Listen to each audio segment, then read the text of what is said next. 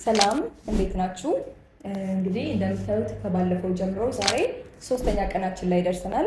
በዚህ በሶስተኛ ቀናችን የምናየው ድምፅ ሁ ነው የሚሆነው። ስለዚህ ቶፒካችን ደግሞ ሃሁ ኢን እንግሊሽ ነው። እስካሁን ድረስ የፊደል ገበታችን ላይ ሃሁ በአማርኛ በደንብ አድርገን ያው ከልጅነት ጀምሮ አብዛኞቻችን እያነበብን አድገናል። ስለዚህ የአማርኛ ድምፆችን ለመለየት ላንቸገር እንችላለን። ሃሁ በእንግሊዘኛ ግን ወይም ሃሁ ኢን እንግሊሽ ለየት የሚል ባህሪ ይኖረዋል ማለት ነው። ስለዚህ የምናየው እንዴት አድርገን ነው ባለፈው ሁለት ክፍል ለማየት እንደሞከር ነው የሃሁን ቤተሰቦች እስከ ሰባተኛዋ ድረስ ያሉትን ድምፆች ሊሰጡ የሚችሉትን ድምፆች ነው እየለየን የምንሄደው። ስለዚህ ምናልባት 6 ቀን ነው የሚፈጅብን።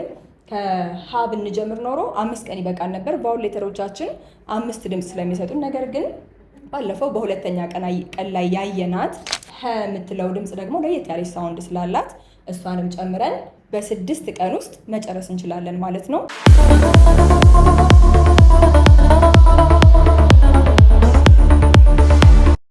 ስለዛሬ እንግዲህ እንደምታዩት ሁ የምትል ድምፅ ነው ይዘን የመጣ ነው። ሁ በአማርኛ ላይ ስንመሰርት የምናገኛት የኡ ድምፅ የምትሰጠን እዚህ ጋር እንደምታዩት ኡ ድምፅ ልትሰጠን የምትችል በአማርኛ ከሆነ ማነች ኡ ድምፅ የምትሰጠን? ዩ ነች ኡ ድምፅ የምትሰጠኝ። በአማርኛው ስንሄድ እንግሊዘኛ ላይ እንደዚህ አንድ አናባቢ እናገኝ ይመስልሻል? ኡ የምትል ድምፅ ለማግኘት በጣም ብዙ ይኖራል አይደለ? ምክንያቱም ባለፈው እንዳልነው አማርኛ ብዙ ስለሆኑ ፊደሎቹ ለእያንዳንዱ ድምፅ አንድ ብንሰጣቸው በቂ እናገኛለን። እንግሊዘኛ ላይ ግን በጣም ብዙ ባለፈው እንዳየነው የአ ድምፆች በጣም ብዙ አይተናል። የአ ድምፆችን የተለያዩ አይተናል። ዛሬም የኡ ድምፆች ሊሰጡኝ የሚችሉና ፊደሎችን ወደ ሁለተኛ ድምፅ ወዳለው ፊደል ሊቀይሩልኝ የሚችሉ ድምፆችን እንግዲህ እዚህ ጋር ዘርዝረን እናያለን። በኡ ድምፅ ልናገኛቸው የምንችለው 7 አይነት አንዳንድ ሌተሮች ወይም ደግሞ ቫወል ቲሞች የምንላቸው እዚህ ጋር ተጽፈውልናል። በእነዚህ ሁሉ ምን አይነት ቃላቶችን ወደ ኡ ድምፅ መለወጥ እንችላለን የሚለውን አብረን እናያለን። የትም እንዳትሄዱ። በ6 ቀን ውስጥ ማንበብ መጻፍ የሚያስችላቸውን በጣም ቀላል የሆነ ዘዴ ነው ይዤላችሁ የመጣሁት። ስለዚህ ይህችን ሌሰን ከጨረስን በኋላ ኡ ድምፅ ሊሰጡ የሚችሉ ቃላቶችን ወይም ደግሞ የቃላቶችን ሊሰጡ የሚችሉ ፊደሎችን ወይም ደግሞ የፊደሎችን ጥምር እንደዚህ ሁለት ሆነው የሚመጡትን በደንብ እያየን እንሄዳለን። አብራችሁን ቆዩ እስከ መጨረሻው። እንጀምር አይደለም?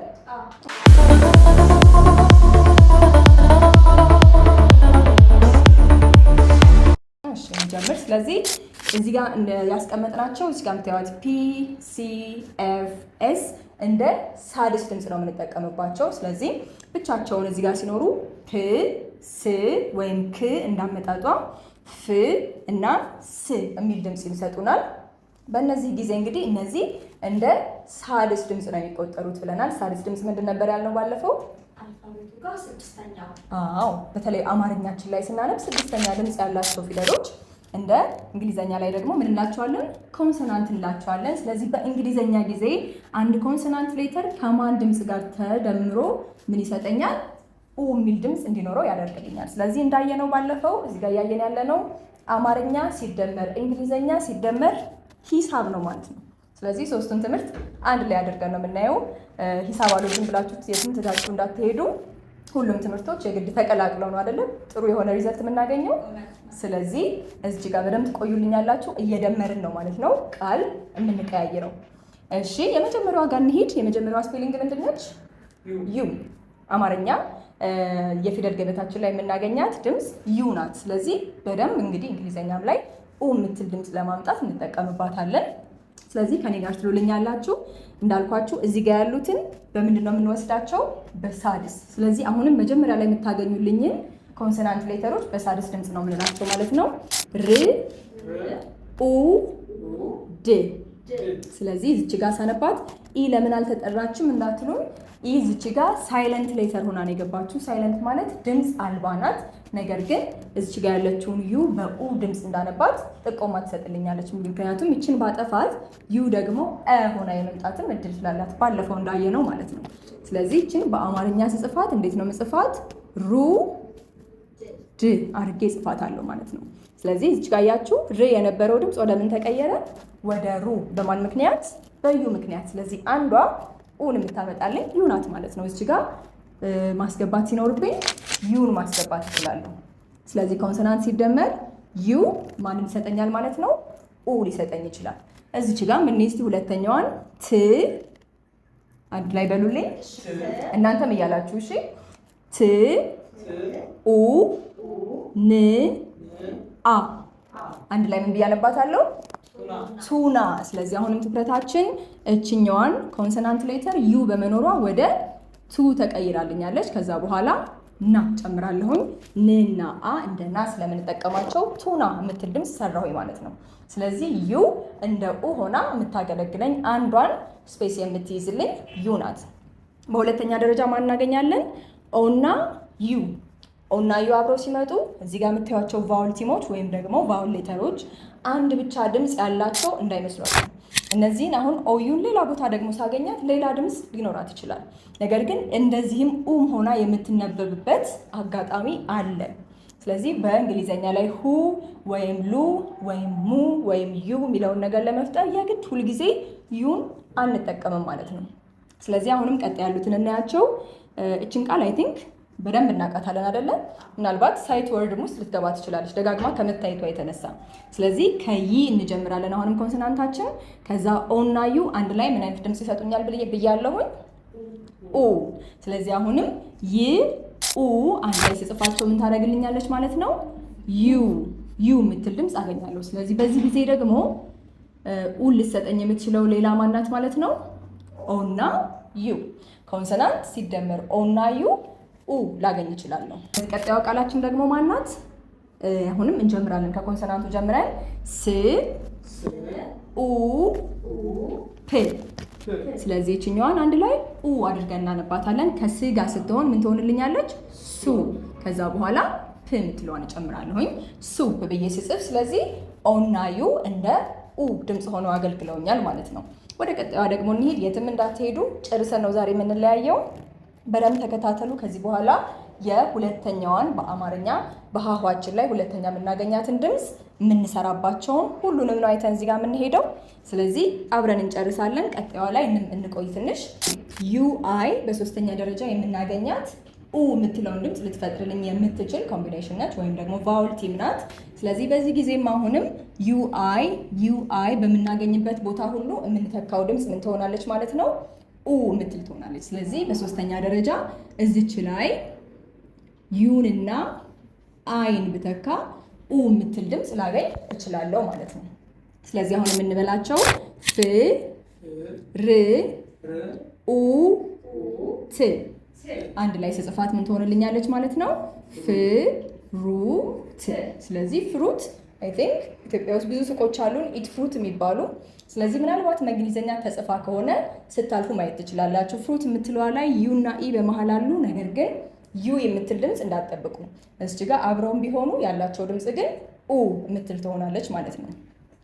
ቀጣዩን ቃል ስንመለከት ስ ብላችሁ ጀምሩልኝ። ስ ኡ ት። ስለዚህ ስጽፋት የምትሆነው ስዊት አይነት ድምፅ ሳይሆን ሱት ብቻ ነው ማለት ነው። ሱት እንግዲህ በተለይ አባቶቻችን ወይም ደግሞ ባለትዳር የሆናችሁ ደግሞ ባሎቻችሁ አንዳንድ ጊዜ በጣም ለመዘነጥ ሲፈልጉ ወይም ትልቅ የሆነ ፕሮግራም ሲኖራቸው ወይም ደግሞ ስራቸው በጣም ፎርማል ከሆነ ሱፍ ሳይለብሱ አይወጡም አይደለ? ብዙ ጊዜ። ስለዚህ እቺ ሱፍ የምትለውን የምትገልጽልኝ ቃል ሱት የምትለው ነች ማለት ነው። አንዳንድ ጊዜ ሳናቃትም ብዙ ጊዜ ተጠቅመናት ሊሆን ይችላል። ሱት ብለን ያለቻት ኡ የምትል ድምፅ በማን ነው የምትመጣው ማለት ነው? በዩ እና በአይ ትመጣለች። እሺ ወደ ቀጣዩዋ ደግሞ እንሂድ። ኦልሞስት ከግማሽ እያለፍን ነው።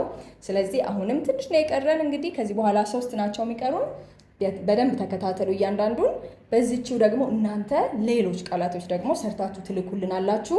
ምክንያቱም በደንብ እንደተረዳችሁት የምንረዳው እናንተም ተሳታፊ ስትሆኑና ሌሎች በእነዚህ ቫውል ቲሞች ወይም ደግሞ ቫውል ሌተሮች በመጠቀም ኡ የምትል ድምፅ ለማምጣት ምን አይነት ቃላቶችን እንደምናስገባ እናንተም ሞክራችሁ ትልኩልናላችሁ። ስለዚህ በመሳተፍም ጥያቄም ካላችሁ በመጠየቅ አስተያየትም ካላችሁ በመስጠት ቤተሰብ መሆናችሁን እንዳትረሱ። ባይ ዘ ዌይ ይሄ ሃፒ እንግሊሽ ነው። እስከ መጨረሻው ድረስ ቤተሰብ እንሆናለን። በደንብ አድርጋችሁ ተከታተሉ። እሺ ወደ ቀጣዩዋ ቃል ደግሞ እንሄዳለን። ቀጣዩዋ ቫውል ቲማችን ኢ እና ደብሊው አብረን ስናገኛቸው አሁንም ምን አይነት ድምፅ ያመጡልናል ማለት ነው? እችን ኡ የምትል ድምፅ እንድንተካ ያደርጉልኛል። በአማርኛ እንዳልኳችሁ ኡ የምትለው ድምፅ ምንም አያሳስበንም። ምክንያቱም ቫውል እና ኮንሶናንት ሌተር ከደባለቅን በኋላ ያሉት ድምፆች ኦልሬዲ በሌላ ፊደል ይወከላሉ። እንግሊዘኛ ላይ ግን ሁሉም ኮንሶናንትም ለብቻ ቫውል ቲሞች ወይም ደግሞ ቫውል ሌተሮችም ለብቻ ከጎኑ ተጽፈው ይመጣሉ እንጂ እነሱ ተቀላቅለው የሚፈጠረው ሌላ የሆነ ፊደል እንደ አማርኛ መወከል አንችልም። ስለዚህ ለዛ ነው እያንዳንዱን ድምፆች ማወቅ ያለብን ማለት ነው። እሺ ኢደብሊው አብረው ሲመጡ አሁንም ደግሞ ምን አይነት ድምፅ ይሰጡኛል ማለት ነው? ኡ የምትል ድምፅ አገኛለሁ አሁንም። ስለዚህ አያችሁ አልጨረስንም ገና 3 ወይም ደግሞ 2 ብቻ አይደሉም፣ ወይም አንድ ሌተር አይደለም እንደ አማርኛ ኡ የሚለውን ድምፅ የሚያመጣልኝ። ኢደብሊው ሌላዋ ናት። ኢደብሊው እንደ ኢዩ ሆና የምትነበብበት ጊዜ አለ፣ ወይም እንደ ቃል ራሱ ኢዩ ምንልበት አጋጣሚ አለ። በምን አይነት ሁኔታ ነው ኢዩ የምንለው? አዎ። ስለዚህ በጣም የሚደብር ነገር ወይም የሚቀፍ ነገር ስናይ ወይ ስንሰማ ኢዩ የምትል ድምፅ እናወጣለን። ያ ማለት እቺ ኢዩ እንደ ቃልም ሆና ታገለግለኛለች ማለት ነው። ነገር ግን በዚህ ጊዜ እንደምን አይነት ድምፅ ነው የምጠቀማት? ኢና ደብሊው አብረው ሲመጡ እንደ ኡ አድርጌ ነው ማስገባት ማለት ነው። ስለዚህ አሁን ደግሞ መደመራችን ላይ ሄደን ማንን እናስገባለን ማለት ነው? ኢንና ደብሊውን እናስገባለን። አሁን ሌላዋ ኡ የምትል ድምፅ የምትሰጠኝ ቫውል ቲም ሆና ትመጣለች ማለት ነው። ስለዚህ እችን ቃል አይ ቲንክ ብዙ ጊዜ ማስካት ትወዳላችሁ፣ ታኝካላችሁ። ኦኬ። ስለዚህ ዩቺው ጋም። ስለዚህ ከሰማችሁን ቺው የምትል ድምፅ ሳይሆን የምናወጣው ምንድነው የምንላት? ቹ የምትል ድምፅ ነው የምናወጣው ማለት ነው። ስለዚህ ሲና ኤች እንደ ዲያግራፍ ናቸው። የሚፈጥሩልኝ ድምፅ ምንድን ነው? ች የምትል አይደለም። ስለዚህ ች እና ኡ አብረው ሲመጡ የሚፈጥሩልኝ ድምፅ ምን ይሆናል ማለት ነው? ቹ። ስለዚህ እዚች ጋር የምታዩት 4 ሌተር ያላት ድምፅ አንድ ብቻ ነው፣ ቹ። ስንላትም ስንጽፋት በተለይ በአማርኛ የምንጽፍ ከሆነ ወይም ደግሞ አግኝተናት የምናነባት ከሆነ የምናወጣው ድምፅ አንድ ብቻ ነው፣ ቹ የምትል ድምፅ ነው የምናወጣው ማለት ነው። ሁለተኛዋ ላይ በጣም እቺ ያው ኢትዮጵያ ውስጥ በጣም የተለመደች ነገር ናት። ስቱ ምንድን ነው? ወጥ አወጥ ነገር። ኢትዮጵያኖች ያለ ወጥ መቼም በጣም ህይወትን ማሰብ ይከብደናል ከእንጀራ ጋር ካለን ቁርኝት የተነሳ። ነገር ግን ዛሬ ደግሞ ቻሌንጅ የምትደረጉት እንዴት ነው ይችን ቃል ስታነቡ የኖራችሁት? በተለይ ሆቴል ሄዳችሁ ስታዙ፣ አንዳንድ ደግሞ ካፌዎች በጣም ሜኑ የተዘጋጀላቸው ከሆኑ ስታነቧቸው እንዴት እያደረጋችሁ ነው ይችን ቃል ስታነቡ የኖራችሁት? ለእናንተው ጥያቄ ነው። ዛሬ ግን እንዴት እንደምናነባት በትክክል እናያለን። ስ በሉልኝ እስኪ ከኔ ጋር ስ እያላችሁ እናንተም እያላችሁ እዚህም ያላችሁት እያላችሁ ስ ት ኡ። ስለዚህ ስጽፋት እንዴት ነው ልጽፋት የምችለው ማለት ነው? ስ ቱ 2 ፊደሎች ብቻ ወይም 2 ድምፆች ብቻ ነው የማወጣው በአማርኛ ቢሆን፣ ወይም ደግሞ ስንለው ካፋችን የሚወጣው ድምፅ 2 ብቻ ነው፣ ስ ቱ። ስለዚህ ስቲው ሳይሆን የምትሉልኝ ስቱ ነው የምትሉልኝ ማለት ነው። ስለዚህ ኦልሞስት ቱ የምትል ድምፅ ነው እንጂ ቲው የምትል ድምፅ አናወጣም ማለት ነው። ስለዚህ ኢደብሊው ሌላዋ ኡ የምትለውን ድምፅ ልትተካልኝ የምትችል እንግሊዘኛ ቫውል ቲም ናት ማለት ነው። ወደ ቀጣዩ እንሂድ። ዩ እና ኢ ሌላዋ አሁንም ኡ ድምፅ የማገኝባት ቫውል ቲም ናት። ስለዚህ በቀጣይ አሁን እዚህ ጋር ያሉትን ነው የምታዩልኝ። ዩኢ ሁለቱም ቃል መጨረሻዎች ላይ ያሉ። በእነዚህ ፋንታ እንዳትረሱ የምንተካው ድምፅ ኡ የምትል ትሆናለች። ስለዚህ አሁን ደግሞ እዚህ ጋር እንሂድና ኢደብሊዋችንን አጥፍተን ወደ ምን እንቀይራታለን? ወደ ዩኢ። ስለዚህ ዩኢ አሁን ደግሞ ከኮንሶናንት ጋር ተደምራ ኡ ድምፅ የምትሰጠኝ ናት ማለት ነው። እሺ እነዚህን ቃሎች እናንብባቸው። ት ር ኡ። ስለዚህ ስጽፋት እንዴት አድርጌ ነው የሚሆነው? ት ሩ አድርጌ ጽፋታለሁ። ሩ የሆነችው ርና ኡ ተደምራ ነው። እችን ኡ የምትል ድምፅ ደግሞ በማን አገኘኋት? በዩና በኢ አንድ ላይ ቫውል ቲሞችን ተጠቅሜ ነው ማለት ነው። ስለዚህ ከዚህ በኋላ ዩና ኢን አብራችሁ ብታገኙ ኡ የሚል ድምፅ እንዳላቸው እንዳትረሱ። ወደ ቀጣዩ እንሂድ። ብዙ ጊዜ ይችን ቃል ማን ይጠቀማታል? ክሉ ሲባል ሰምታችሁ ከሆነ ማንም ይጠቀማት? በጣም ፖሊስ በጣም ይጠቀማታል አይደለም? ስለዚህ ክሉ ስንል ምን ማለታችን ነው? ፍንጭ ነገር።